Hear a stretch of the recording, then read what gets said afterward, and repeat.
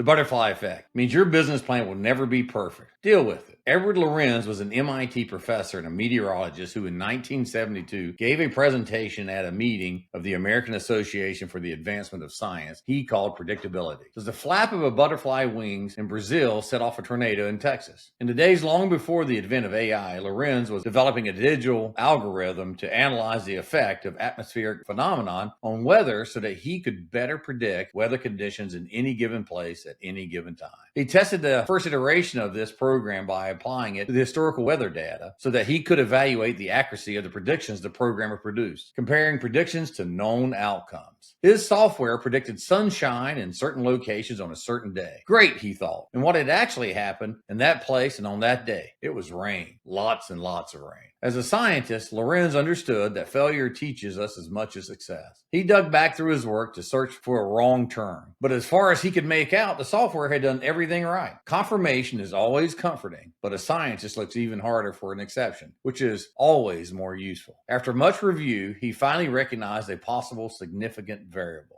Back in 1972, computing power and digital memory were trivial in comparison to what we take for granted today. This being the case, Lorenz sought to save bytes and processing time for performing his calculations only to the thousandth decimal place, which seemed to him both economical and more than sufficient. But as he asked himself, what if it wasn't? What if the calculations were simply too coarse to reveal the truth? So he tried calculating the same data to the 10,000th decimal place and got the same erroneous result. Undeterred, he reran the algorithm to the 100,000th decimal place. With this adjustment, the forecast changed to rain. A humble weather scientist, Lorenz suddenly found himself the pioneer of a new field, chaos theory. Having developed a mathematical model to track how air moved around the globe's atmosphere, he discovered that the most minute differences in the data he put into his algorithm, the difference between the rounding to 1,000th decimal place versus the 100,000, yielded enormously different weather forecasts. This prompted the conclusion that within the apparent randomness of large dynamic systems such as global atmospheric conditions, minute differences in the initial inputs can trigger major unexpected changes that later in time and even at downstream locations quite remote from those inputs. He called the phenomenon a sensitive dependency on initial conditions, but it came to be known as the butterfly effect,